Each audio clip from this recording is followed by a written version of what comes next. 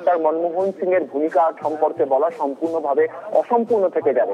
আরেকটি কথা এক্ষেত্রে উল্লেখ করতেই হবে, জওহরলাল নেহরুর সময় থেকে শুরু করে একেবারে রাজীব গান্ধী এমনকি পিভি নরসিংহ রাওয়ের সময় পর্যন্ত আমরা দেখেছি যে বরাবর ভারত কিন্তু সমদূরত্ব বজায় রেখেছে বিশ্বের শক্তিধর দেশগুলির থেকে, অর্থাৎ আমেরিকা বা সোভিয়েত ইউনিয়ন কোনো পক্ষেই তারা কোনো অক্ষে অবস্থান নেয়নি।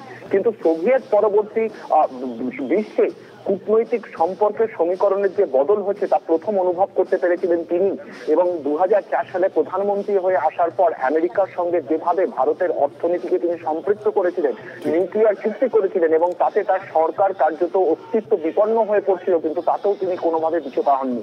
যে কথা আমি কিছুক্ষণ আগে বলছিলাম যে প্রকাশ কারাট গতকাল বিবৃতি দিয়ে তিনি যে কথা জানিয়েছেন যে সে কথা স্বীকার করতেই হবে যে রাজনৈতিক মতাদর্শগত বিরোধ থাকলেও নিজের বিশ্বাসের প্রতি তিনি যেভাবে প্রতি মুহূর্তে অটল থেকেছেন তা অবশ্যই শেখার। এবং আরেকটি কথাও প্রত্যেকে স্বীকার করছেন, চরম বিরোধিতা, চরম আক্রমণ ব্যক্তি মনমোহন সিংকে করা হয়েছে, কিন্তু যখন গিয়ে তার সঙ্গে ব্যক্তিগতভাবে কেউ মিলিত হয়েছেন, নিজের যে ব্যক্তিগত একটি ঘেরাটোপের মধ্যে তিনি থাকতেন সেটি কিন্তু আপাত ভদ্রলোকের ঘেরাটোপ, সেই জায়গাটির সঙ্গে তিনি কখনো আপোষ করেননি।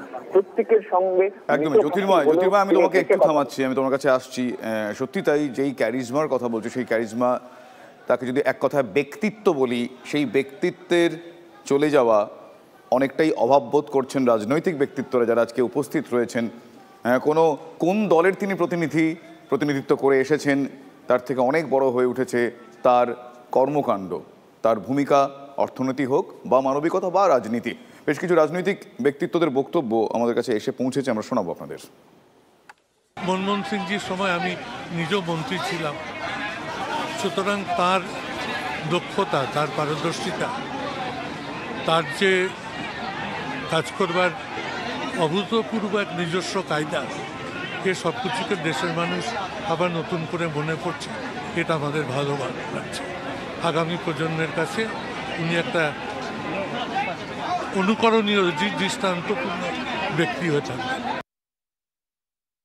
মাননীয় মুখ্যমন্ত্রীর তরফ থেকে যে ফুল বা বুকে বা শ্রদ্ধাঞ্জলি আমরা দিয়েছি, এখানে যারা নেতৃত্ব উপস্থিত ছিলেন কংগ্রেস পার্টির, আমি এবং সুদীপদা, আমার সঙ্গে সুদীপদাও এসছেন, তাদের সাথেও আমাদের দেখা হয়েছে।